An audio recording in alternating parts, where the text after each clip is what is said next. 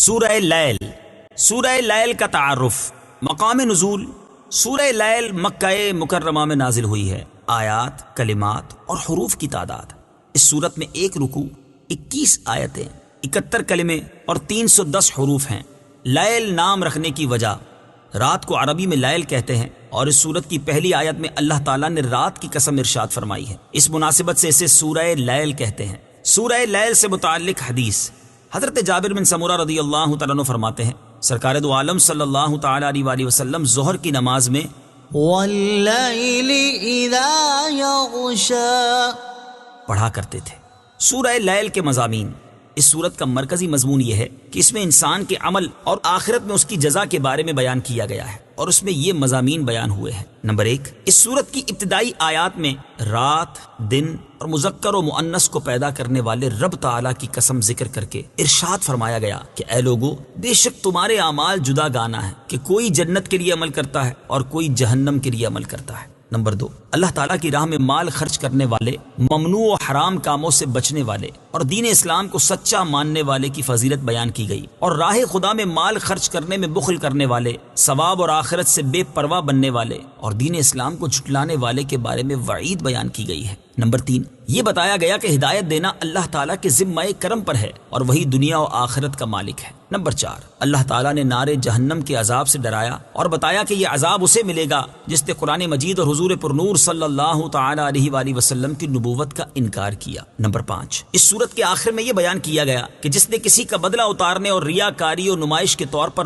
مال خرچ نہیں کیا، بلکہ صرف اللہ تعالیٰ کی بارگاہ میں پاکیزگی حاصل کرنے کے ارادے سے مال خرچ کیا، تو اسے اس آگ سے دور رکھا جائے گا اور وہ اللہ تعالیٰ کے بے پناہ انعامات پر خوش ہو جائے گا۔ ان آیات کا مصداق حضرت ابوبکر صدیق رضی اللہ تعالی عنہ ہیں۔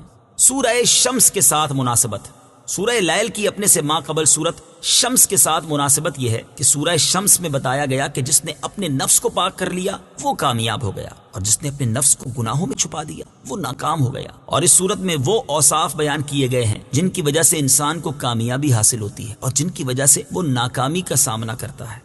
بسم اللہ الرحمن الرحیم۔ ترجمہ، اللہ کے نام سے شروع جو نہایت مہربان رحمت والا ہے۔ واللیل اذا یغشا والنہار اذا تجلی وما خلق الذکر والانثى۔ ترجمہ، اور رات کی قسم جب چھا جائے اور دن کی جب چمکے اور مذکر اور مؤنث کو پیدا کرنے والے کی۔ واللیل اذا یغشا، اور رات کی قسم جب چھا جائے۔ تفسیر صراط الجنان میں ہے، ارشاد فرمایا کہ رات کی قسم جب وہ جہان پر اپنی تاریکی سے چھا جائے۔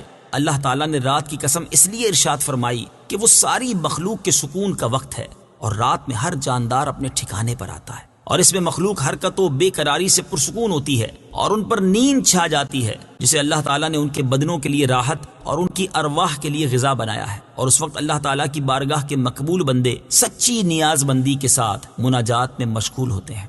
والنہار اذا تجلی، اور دن کی جب چمکے۔ تفسیر صراط الجنان میں ہے، ارشاد فرمایا کہ اور دن کی قسم جب وہ چمکے اور رات کے اندھیرے کو دور کر دے۔ اللہ تعالیٰ نے دن کی قسم اس لیے ارشاد فرمائی کہ وہ رات کی تاریکی دور ہونے کا، سونے والوں کے بیدار ہونے کا، جانداروں کے حرکت کرنے کا اور معاش کی طلب میں مشغول ہونے کا وقت ہے۔ رات اور دن اللہ تعالیٰ کی نعمتیں اور اس کی قدرت کی نشانیاں ہیں۔ یاد رہے کہ رات اور دن اللہ تعالیٰ کی بہت بڑی نعمتیں اور اس کی قدرت کی عظیم نشانیاں ہیں۔ چنانچہ ایک مقام پر اللہ تعالیٰ ارشاد فرماتا ہے، هو الذي جعل لكم الليل لتسكنوا فيه والنهار مبصرا إن في ذلك لآيات لقوم يسمعون۔ ترجمہ، وہی ہے جس نے تمہارے لیے رات بنائی تاکہ اس میں سکون حاصل کرو، اور دن کو آنکھیں کھولنے والا بنایا، بے شک اس میں سننے والوں کے لیے نشانیاں ہیں۔ اور ارشاد فرماتا ہے، وَجَعَلْنَا اللَّيْلَ وَالنَّهَارَ آيَتَيْنِ فَمَحَوْنَا آيَةَ اللَّيْلِ وَجَعَلْنَا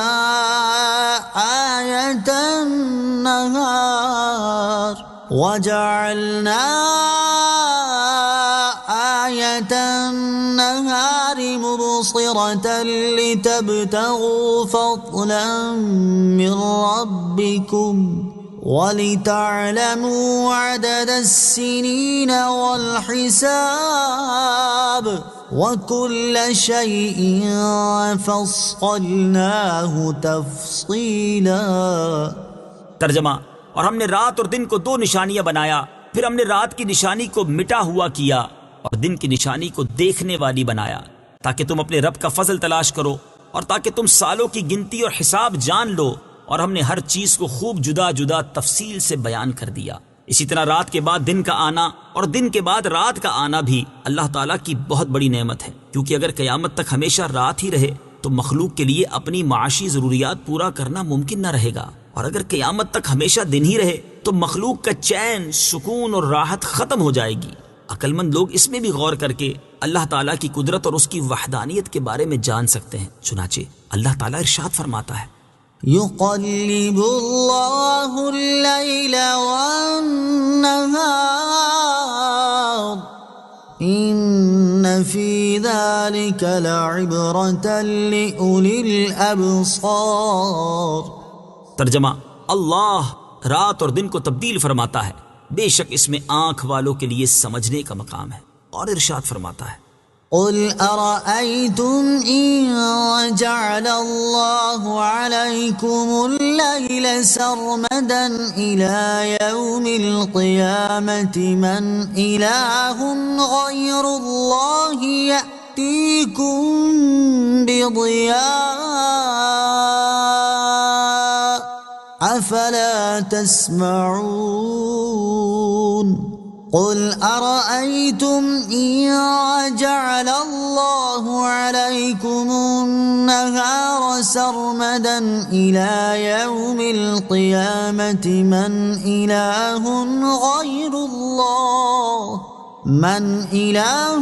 غير الله يأتيكم بليل تسكنون فيه افلا تبصرون۔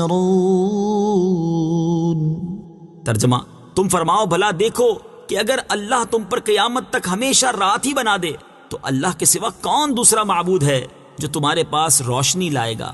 تو کیا تم سنتے نہیں؟ تم فرماؤ بھلا دیکھو کہ اگر اللہ قیامت تک ہمیشہ دن ہی بنا دے تو اللہ کے سوا اور کون معبود ہے جو تمہارے پاس رات لے آئے جس میں تم آرام کرو؟ تو کیا تم دیکھتے نہیں؟ وما خلق الذكر والأنثى، اور مذکر اور مؤنث کو پیدا کرنے والے کی تفسیر صراط الجنان میں ہے، یعنی اس عظیم قدرت والے قادر کی قسم جو ایک ہی پانی سے مذکر اور مؤنث پیدا کرنے پر قادر ہے۔ ان سعيكم لشتى فأما من أعطى واتقى وصدق بالحسنى فسنيسره لليسرى وأما من بخل واستغنى وكذب بالحسنى فسنيسره للعسرى۔ ترجمہ: بے شک تمہاری کوشش مختلف قسم کی ہے، تو وہ جس نے دیا اور پرہیزگار بنا اور سب سے اچھی راہ کو سچا مانا تو بہت جلد ہم اسے آسانی مہیا کر دیں گے، اور وہ جس نے بخل کیا اور بے پرواہ بنا اور سب سے اچھی راہ کو جھٹلایا تو بہت جلد ہم اسے دشواری مہیا کر دیں گے۔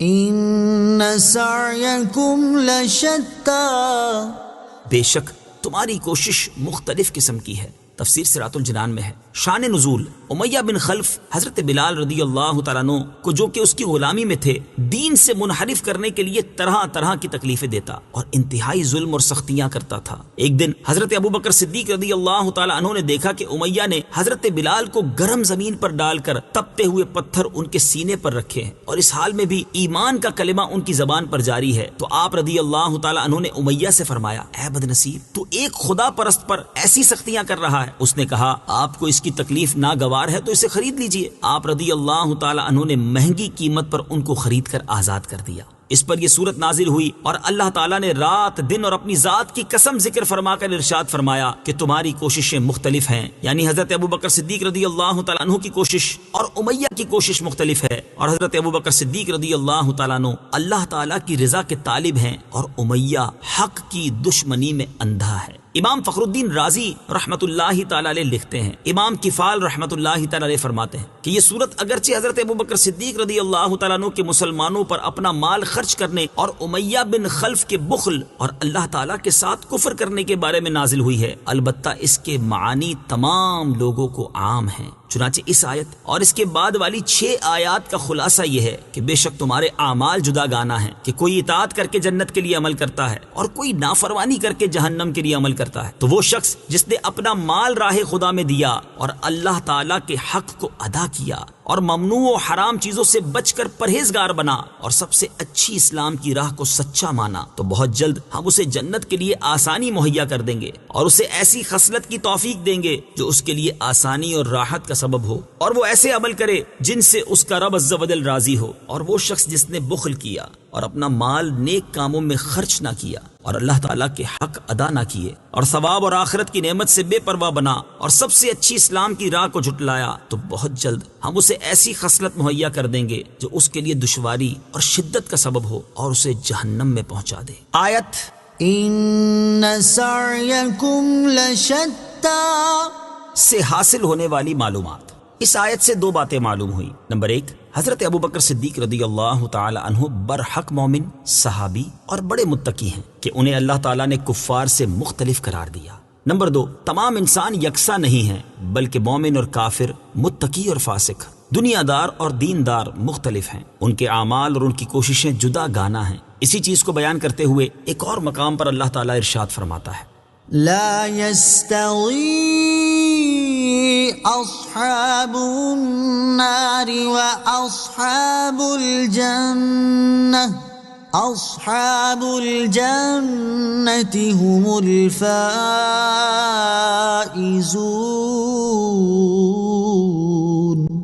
ترجمہ، دوزخ والے اور جنت والے برابر نہیں، جنت والے ہی کامیاب ہیں۔ اور ارشاد فرماتا ہے، أفمن كان مؤمنا كمن كان فاسقا لا يستوون أما الذين آمنوا وعملوا الصالحات فلهم جنات المأوى نزلا بما كانوا يعملون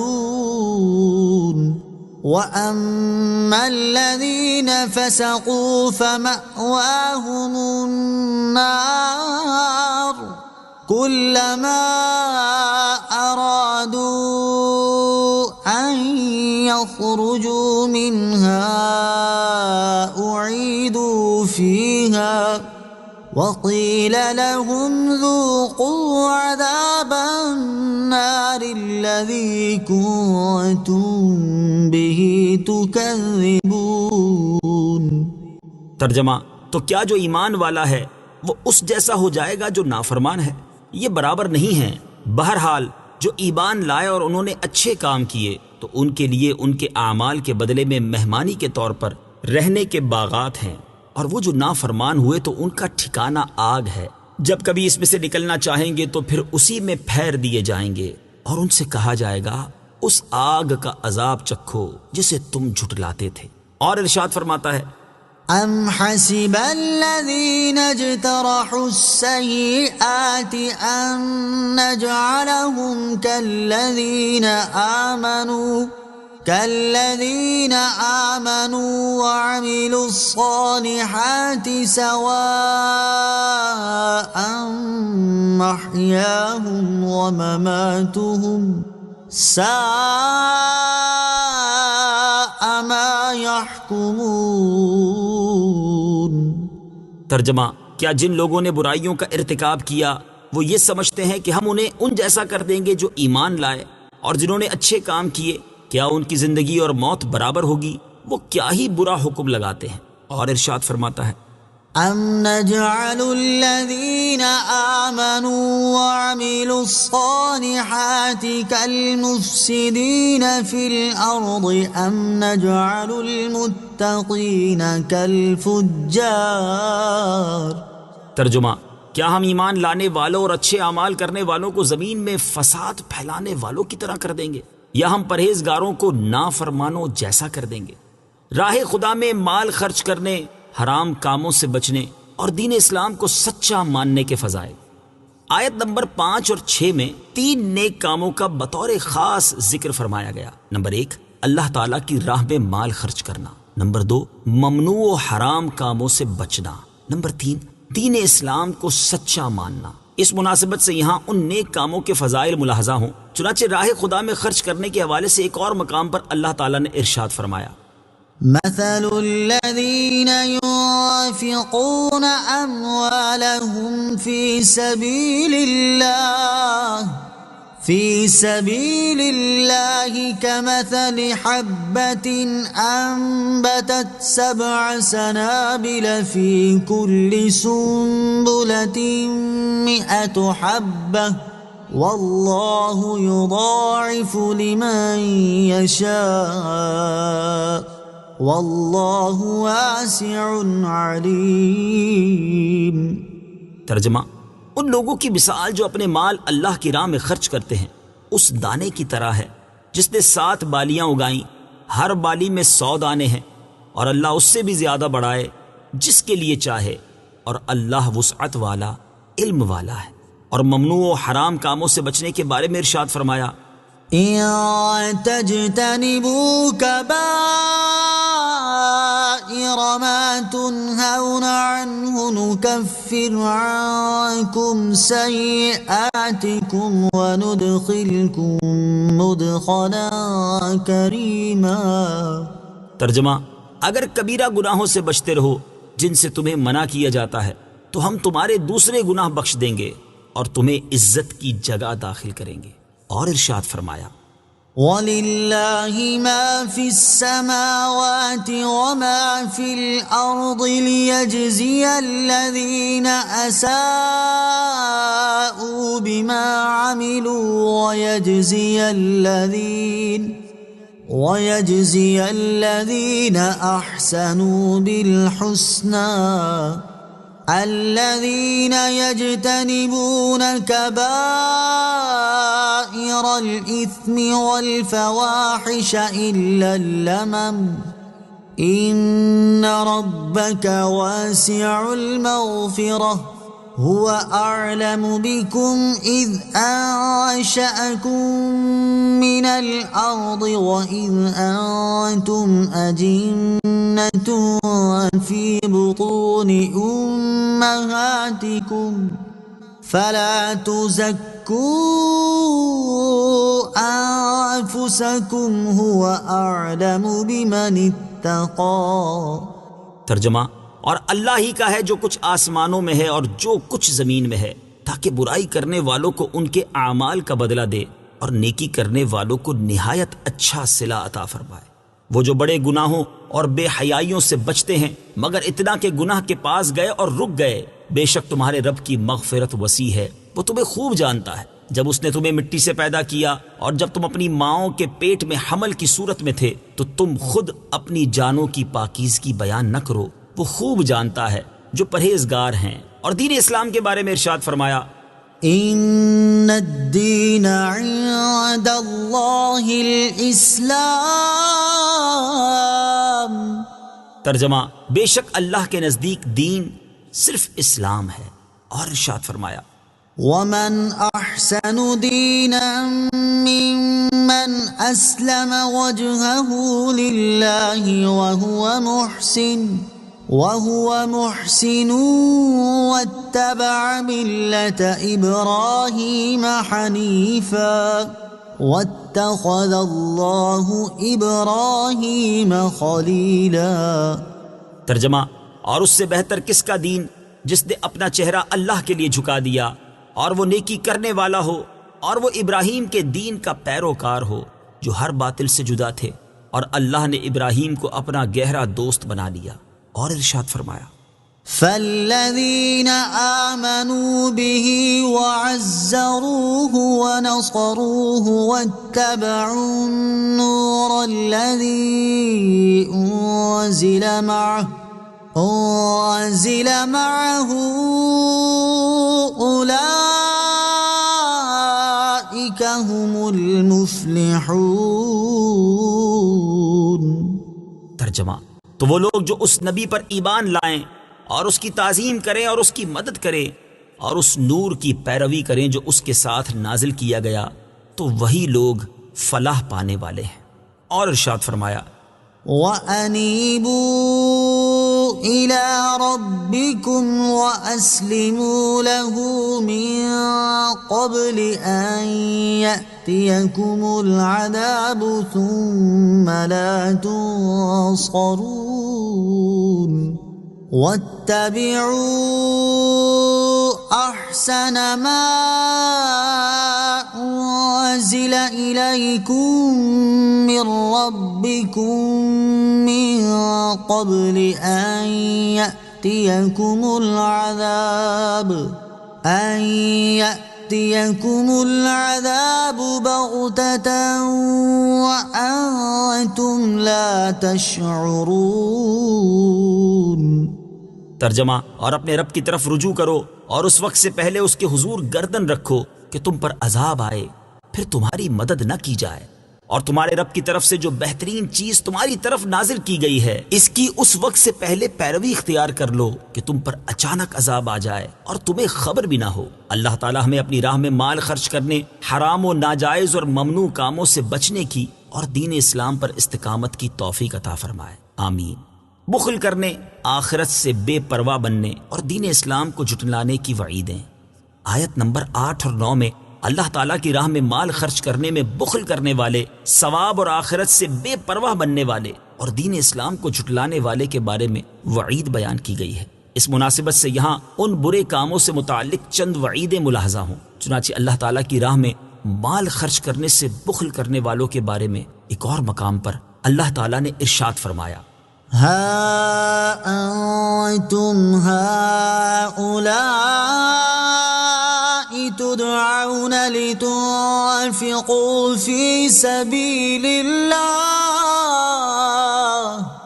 فمنكم من يبخل ومن يبخل فإنما يبخل عن نفسه واللہ الغنی وأنتم الفقراء وإن تتولوا يستبدل قوما غيركم ثم لا يكونوا أمثالكم. ترجمہ: ہاں یہ تم ہو جو بلائے جاتے ہو تاکہ تم اللہ کی راہ میں خرچ کرو، تو تم میں کوئی بخل کرتا ہے اور جو بخل کرے وہ اپنی ہی جان سے بخل کرتا ہے، اور اللہ بے نیاز ہے اور تم سب محتاج ہو، اور اگر تم منہ پھیرو گے تو وہ تمہارے سوا اور لوگ بدل دے گا، پھر وہ تم جیسے نہ ہوں گے. اور ارشاد فرمایا: وَلَا يَحْسَبَنَّ الَّذِينَ يَبْخَلُونَ بِمَا آتَاهُمُ اللَّهُ مِنْ فَضْلِهِ هُوَ خَيْرًا لَهُمْ بَلْ هُوَ شَرٌّ لَهُمْ سَيُطَوَّقُونَ مَا بَخِلُوا بِهِ يَوْمَ الْقِيَامَةِ وَلِلَّهِ مِيرَاثُ السَّمَاوَاتِ وَالْأَرْضِ وَاللَّهُ بِمَا تَعْمَلُونَ خَبِيرٌ.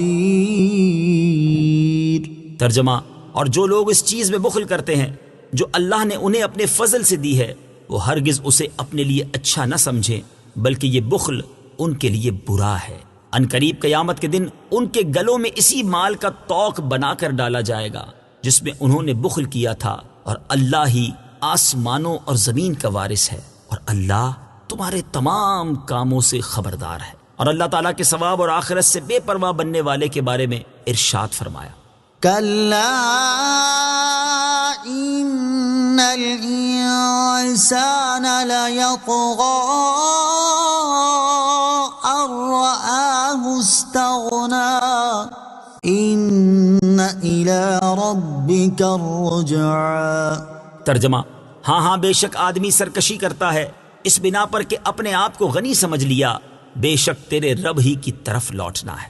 اور ارشاد فرمایا: من كان يريد الحياة الدنيا وزينتها نوف إليهم أعمالهم فيها وهم فيها لا يبخسون.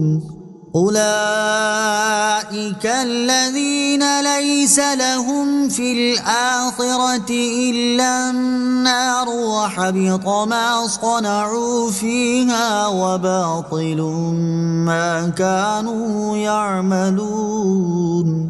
ترجمہ: جو دنیا کی زندگی اور اس کی زینت چاہتا ہو تو ہم دنیا میں انہیں ان کے اعمال کا پورا بدلہ دیں گے اور انہیں دنیا میں کچھ کم نہ دیا جائے گا. یہ وہ لوگ ہیں جن کے لیے آخرت میں آگ کے سوا کچھ نہیں، اور دنیا میں جو کچھ انہوں نے کیا وہ سب برباد ہو گیا اور ان کے اعمال باطل ہیں. اور دین اسلام کے حوالے سے ارشاد فرمایا: ومن يبتغ غير الإسلام دينا فلن يقبل منه وهو في الآخرة من الخاسرين. ترجمہ: اور جو کوئی اسلام کے علاوہ کوئی اور دین چاہے گا تو وہ اس سے ہرگز قبول نہ کیا جائے گا اور وہ آخرت میں نقصان اٹھانے والوں میں سے ہوگا. اور ارشاد فرمایا: ومن أظلم ممن افترى على الله الكذب وهو يدعى إلى الإسلام والله لا يهدي القوم الظالمين. ترجمہ: اور اس سے بڑھ کر ظالم کون جو اللہ پر جھوٹ باندھے حالانکہ اسے اسلام کی طرف بلایا جاتا ہو، اور اللہ ظالم لوگوں کو ہدایت نہیں دیتا. اللہ تعالی ہمیں اپنی راہ میں مال خرچ کرنے میں بخل کرنے سے بچنے، اپنی آخرت کی پرواہ اور فکر کرنے اور دین اسلام کو مانتے رہنے کی توفیق عطا فرمائے. آمین. وما يغني عنه ماله إذا تردى إن علينا للهدى وَإِنَّ لَنَا لَلْآخِرَةَ وَالْأُولَى. ترجمہ: اور جب وہ ہلاکت میں پڑے گا تو اس کا مال اسے کام نہ آئے گا، بے شک ہدایت فرمانا ہمارے ذمے ہے، اور بے شک آخرت اور دنیا دونوں کے ہم ہی مالک ہیں. وَمَا يُغْنِي عَنْهُ مَالُهُ إِذَا تَرَدَّى. اور جب ہلاکت میں پڑے گا تو اس کا مال اسے کام نہ آئے گا. تفسیر صراط الجنان میں ہے، یعنی جو شخص اللہ کی راہ میں مال خرچ کرنے سے بخل کر رہا ہے وہ جب مر کر قبر میں جائے گا یا جہنم کی گہرائی میں پہنچے گا تو اس کا مال اللہ تعالیٰ کے عذاب سے بچانے میں اسے کچھ کام نہ آئے گا. إِنَّ عَلَيْنَا لَلْهُدَى. بے شک ہدایت فرمانا ہمارے ذمے ہے. تفسیر صراط الجنان میں ہے، اس آیت کا ایک معنی یہ ہے کہ حق اور باطل کی راہوں کو واضح کر دینا، حق پر دلائل قائم کرنا اور احکام بیان فرمانا ہمارے ذمہ کرم پر ہے. دوسرا معنی یہ ہے کہ جو ہم سے ہدایت طلب کرے اور ہدایت طلب کرنے میں کوشش کرے تو اسے ہدایت دینا ہمارے ذمہ کرم پر ہے، جیسا کہ ایک اور مقام پر اللہ تعالیٰ نے ارشاد فرمایا: وَالَّذِينَ جَاهَدُوا فِينَا لَنَهْدِيَنَّهُمْ سُبُلَنَا. ترجمہ: اور جنہوں نے ہماری راہ میں کوشش کی ضرور ہم انہیں اپنے راستے دکھا دیں گے. وَإِنَّ لَنَا لَلْآخِرَةَ وَالْأُولَى. اور بے شک آخرت اور دنیا دونوں کے ہم ہی مالک ہیں. تفسیر صراط الجنان میں ہے، اس آیت کی ایک تفسیر یہ ہے کہ بے شک تم یہ بات جانتے ہو کہ آخرت اور دنیا دونوں کے ہم ہی مالک ہیں، اور پتھروں اور دیگر چیزوں سے بنے ہوئے جن بتوں کی تم پوجا کرتے ہو وہ نہ آخرت کے مالک ہیں نہ دنیا کے مالک ہیں، تو تم آخرت اور دنیا کے مالک کی عبادت چھوڑ کر ان بتوں کی عبادت کیسے کرنے لگ گئے جو آخرت اور دنیا میں سے کسی چیز کے مالک نہیں، حالانکہ تمہیں یہ بات معلوم بھی ہے. دوسری تفسیر یہ ہے کہ بے شک آخرت اور دنیا دونوں کے ہم ہی مالک ہیں اور ہم ان میں سے جو چیز جسے چاہیں عطا کریں، لہٰذا دنیا اور آخرت کی سعادتیں ہم سے ہی طلب کی جائیں. دنیا اور آخرت دونوں کی بہتری کے لیے دعا مانگنی چاہیے. یاد رہے کہ اللہ تعالیٰ سے صرف دنیا کی بہتری کے لیے یا صرف آخرت کی بہتری کے لیے دعا نہیں مانگنی چاہیے، بلکہ دنیا اور آخرت دونوں کی بہتری کے لیے دعا مانگنی چاہیے، جیسا کہ ایک مقام پر اللہ تعالیٰ ارشاد فرماتا ہے فَمِنَ النَّاسِ مَن يَقُولُ رَبَّنَا آتِنَا فِي الدُّنْيَا وَمَا لَهُ فِي الْآخِرَةِ مِنْ خَلَاقٍ وَمِنْهُمْ مَن يَقُولُ رَبَّنَا آتِنَا فِي الدُّنْيَا حَسَنَةً وَفِي الْآخِرَةِ حَسَنَةً وَقِنَا عَذَابَ النَّارِ أُولَئِكَ لَهُمْ نَصِيبٌ مِّمَّا كَسَبُوا وَاللَّهُ سَرِيعُ الْحِسَابِ۔ ترجمہ، اور کوئی آدمی یوں کہتا ہے کہ اے ہمارے رب ہمیں دنیا میں دے دے اور آخرت میں اس کا کچھ حصہ نہیں، اور کوئی یوں کہتا ہے کہ اے ہمارے رب ہمیں دنیا میں بھلائی عطا فرما اور ہمیں آخرت میں بھی بھلائی عطا فرما اور ہمیں دوزخ کے عذاب سے بچا۔ ان لوگوں کے لیے ان کے کمائے ہوئے اعمال سے حصہ ہے اور اللہ جلد حساب کرنے والا ہے۔ اور حضرت انس بن مالک رضی اللہ تعالی عنہ فرماتے ہیں کہ تاجدار رسالت صلی اللہ تعالی علیہ وآلہ وسلم اکثر یہ دعا فرمایا کرتے تھے، ربنا آتنا فی الدنیا حسنة وفی الآخرة حسنة وقنا عذاب النار۔ اے ہمارے رب ہمیں دنیا میں بھلائی عطا فرما اور ہمیں آخرت میں بھی بھلائی عطا فرما اور ہمیں دوزخ کے عذاب سے بچا۔ اللہ تعالیٰ کے نیک بندوں سے دین و دنیا کی بھلائیاں طلب کرنا جائز ہے۔ نیز یہ بھی یاد رہے کہ اللہ تعالیٰ کے انبیاء علیہ السلام اور اولیاء رحمت اللہ تعالی علیہم سے دین اور دنیا کی بھلائیاں طلب کرنا بھی جائز ہے، کیونکہ اللہ تعالیٰ کے یہ نیک بندے اللہ تعالیٰ کی عطا سے دین اور دنیا کی بھلائیاں دے سکتے ہیں۔ اور یہاں ہم صرف صحابہ کرام علیہم الرضوان کی سیرت میں موجود اس کی بے شمار مثالوں میں سے چند مثالیں اختصار کے ساتھ ذکر کرتے ہیں، تاکہ یہ بات واضح ہو جائے کہ اللہ تعالیٰ کے علاوہ کسی اور سے دین یا دنیا کی بھلائیاں طلب کرنا شرک ہرگز نہیں، بلکہ یہ صحابہ کرام رضی اللہ تعالی عنہم کا طریقہ رہا ہے۔ چنانچہ مسلم شریف کی حدیث ہے، جب حضرت ربیعہ رضی اللہ تعالی عنہ نے نبی کریم صلی اللہ تعالی علیہ وآلہ وسلم سے جنت میں ان کی رفاقت مانگی تو رسول اللہ صلی اللہ تعالی علیہ وآلہ وسلم نے انہیں جنت میں اپنی رفاقت عطا کر دی۔ مسلم شریف کی حدیث ہے، حضرت عکاشہ رضی اللہ تعالی عنہ نے بارگاہ رسالت میں عرض کی، یا رسول اللہ آپ دعا فرما دیں کہ اللہ تعالی مجھے بے حساب جنت میں جانے والوں میں شامل کر دے۔ تاجدار رسالت صلی اللہ تعالی علیہ وآلہ وسلم نے ارشاد فرما دیا کہ اے عکاشہ تو انہی میں سے ہے۔ اور صحابہ کرام رضی اللہ تعالی عنہم کا آخرت کی بھلائی طلب کرنا تو اپنی جگہ۔ جب کھجور کے ایک تنے سے نبی کریم صلی اللہ تعالی علیہ وسلم نے فرمایا کہ اگر تو چاہے تو میں تجھے اس باغ میں لوٹا دوں جہاں تو تھا، اور اگر تو چاہے تو میں تجھے جنت میں بو دوں تاکہ جنت میں تیرے پھل اللہ تعالیٰ کے اولیاء کھائیں، اور اس نے عرض کی کہ مجھے جنت میں لگا دیں، تو نبی کریم صلی اللہ تعالی علیہ وآلہ وسلم نے فرمایا میں نے ایسا کر دیا، یعنی تجھے جنت میں لگا دیا۔ بخاری شریف کی حدیث ہے، غزوہ خیبر کے موقع پر جب حضرت سلمہ بن اکوا رضی اللہ تعالیٰ عنہ کی پنڈلی پر چوٹ لگ گئی اور وہ بارگاہ رسالت میں حاضر ہو گئے تو رسول اللہ صلی اللہ تعالی علیہ وآلہ وسلم نے ان کی پنڈلی کو درست کر دیا۔ اور مدینہ منورہ میں رہنے والوں نے ایک بار حضرت عائشہ صدیقہ رضی اللہ تعالی عنہا سے قحط کے بارے میں عرض کی تو انہوں نے رسول کریم صلی اللہ تعالی علیہ وآلہ وسلم کے روضہ انور کی چھت میں روشن دان بنانے کا حکم دیا، اور جب روشن دان بنایا گیا تو اس قدر بارش برسی کہ گھاس اگائی اور اونٹ موٹے تازے ہو گئے۔ فَأَنذَرْتُكُمْ نَارًا تَلَظَّىٰ لَا يَصْلَاهَا إِلَّا الْأَشْقَى الَّذِي كَذَّبَ وَتَوَلَّىٰ۔ ترجمہ، تو میں تمہیں اس آگ سے ڈراتا ہوں جو بھڑک رہی ہے، اس میں بڑا بدبخت ہی داخل ہوگا جس نے جھٹلایا اور منہ پھیرا۔ فَأَنذَرْتُكُمْ نَارًا تَلَظَّىٰ، تو میں تمہیں اس آگ سے ڈراتا ہوں جو بھڑک رہی ہے۔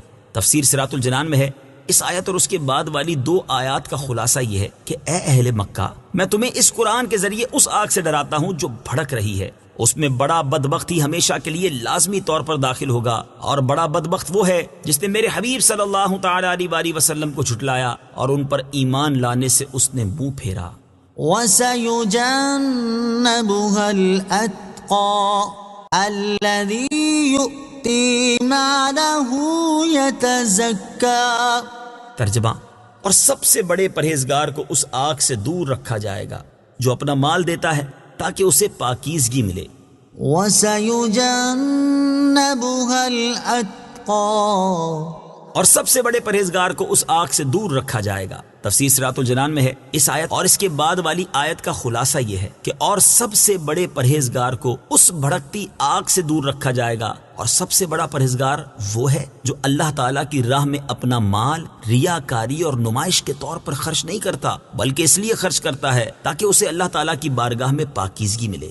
حضرت ابوبکر صدیق رضی اللہ تعالی عنہ کے فضائل، امام علی بن محمد خازن رحمت اللہ تعالی علیہ فرماتے ہیں، تمام مفسرین کے نزدیک اس آیت میں سب سے بڑے پرہیزگار سے مراد حضرت ابوبکر صدیق رضی اللہ تعالی عنہ ہیں۔ اس سے حضرت ابوبکر صدیق رضی اللہ تعالی عنہ کے 6 فضائل معلوم ہوئے۔ نمبر 1، دنیا میں ان سے کوئی گناہ سرزد نہ ہوگا۔ نمبر 2، انہیں جہنم سے بہت دور رکھا جائے گا۔ نمبر 3، جہنم سے دور رکھے جانے میں ان کے لیے جنتی ہونے کی بشارت ہے۔ نمبر 4، سید المرسلین صلی اللہ تعالی علیہ وآلہ وسلم کی امت میں سب سے بڑے متقی اور پرہیزگار حضرت ابوبکر صدیق رضی اللہ تعالی عنہ ہیں۔ نمبر 5، حضرت ابوبکر صدیق رضی اللہ تعالی عنہ کے تمام صدقات و خیرات قبول ہیں۔ نمبر 6، حضرت ابوبکر صدیق رضی اللہ تعالیٰ عنہ کے ہر صدقے میں اعلیٰ درجے کا اخلاص ہے، جس کی گواہی رب تعالیٰ دے رہا ہے۔ نوٹ، حضرت ابوبکر صدیق رضی اللہ تعالیٰ عنہ کی افضلیت سے متعلق اہم معلومات حاصل کرنے کے لیے فتاوی رضویہ کی 28ویں جلد میں موجود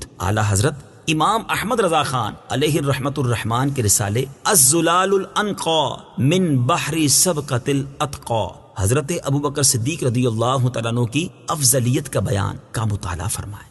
وَمَا لِأَحَدٍ عِندَهُ مِن نِّعْمَةٍ تُجْزَى إِلَّا ابْتِغَاءَ وَجْهِ رَبِّهِ الْأَعْلَى وَلَسَوْفَ يَرْضَى۔ ترجمہ، اور کسی کا اس پر کچھ احسان نہیں جس کا بدلہ دیا جانا ہو، صرف اپنے سب سے بلند شان والے رب کی رضا تلاش کرنے کے لیے، اور بے شک قریب ہے کہ وہ خوش ہو جائے گا۔ وَمَا لِأَحَدٍ عِندَهُ مِن نِّعْمَةٍ تُجْزَى، اور کسی کا اس پر کچھ احسان نہیں جس کا بدلہ دیا جانا ہو۔ شان نزول، جب حضرت صدیق اکبر رضی اللہ تعالیٰ عنہ نے حضرت بلال رضی اللہ تعالیٰ عنہ کو بہت مہنگی قیمت پر خرید کر آزاد کیا تو کفار کو حیرت ہوئی، اور انہوں نے کہا کہ حضرت صدیق رضی اللہ تعالیٰ عنہ نے ایسا کیوں کیا؟ شاید حضرت بلال کا ان پر کوئی احسان ہوگا جو انہوں نے اتنی مہنگی قیمت دے کر انہیں خریدا اور آزاد کر دیا۔ اس پر یہ آیت نازل ہوئی، اور اس آیت اور اس کے بعد والی آیت میں ظاہر فرما دیا گیا کہ حضرت ابوبکر صدیق رضی اللہ تعالیٰ عنہ کا یہ فعل محض اللہ تعالیٰ کی رضا کے لیے ہے، کسی کے احسان کا بدلہ نہیں، اور نہ ان پر حضرت بلال رضی اللہ تعالیٰ عنہ وغیرہ کا کوئی احسان ہے۔ یاد رہے کہ حضرت صدیق اکبر رضی اللہ تعالیٰ عنہ نے حضرت بلال رضی اللہ تعالیٰ عنہ کے علاوہ بھی بہت سے لوگوں کو ان کے اسلام کی وجہ سے خرید کر آزاد کیا، جیسے حضرت عامر بن فہیرہ، حضرت ام عمیس اور حضرت زہرا رضی اللہ تعالیٰ عنہم۔ وَلَسَوْفَ يَرْضَى، اور بے شک قریب ہے کہ وہ خوش ہو جائے گا۔ تفسیر صراط الجنان میں ہے، یعنی بے شک قریب ہے کہ وہ اس نعمت و کرم سے خوش ہو جائے گا جو اللہ تعالیٰ ان کو جنت میں عطا فرمائے گا۔ اللہ تعالیٰ کی بارگاہ میں حضرت ابوبکر صدیق رضی اللہ تعالیٰ عنہ کا مقام، اس سے بھی حضرت ابوبکر صدیق رضی اللہ تعالیٰ عنہ کی شان اور اللہ تعالیٰ کی بارگاہ میں ان کا مقام معلوم ہوا کہ اللہ تعالیٰ نے اپنے حبیب صلی اللہ تعالیٰ علیہ وسلم سے ارشاد فرمایا، وَلَسَوْفَ يُعْطِيكَ رَبُّكَ فَتَرْضَى۔ ترجمہ، اور بے شک قریب ہے کہ تمہارا رب تمہیں اتنا دے گا کہ تم راضی ہو جاؤ گے۔ اور حضرت ابوبکر صدیق رضی اللہ تعالیٰ عنہ کے لیے فرمایا، وَلَسَوْفَ يَرْضَى۔ ترجمہ، اور بے شک قریب ہے کہ وہ خوش ہو جائے گا۔ طرز کلام دونوں مقبولوں سے یکساں ہے، سبحان اللہ۔ حضرت ابوبکر صدیق رضی اللہ تعالیٰ عنہ کی مبارک سیرت کے بارے میں جاننے کے لیے امیر اہل سنت دامت برکاتہم العالیہ کی کتاب عاشق اکبر اور المدینۃ العلمیہ کی کتاب فیضان صدیق اکبر کا مطالعہ فرمائیں۔ صدق اللہ العظیم.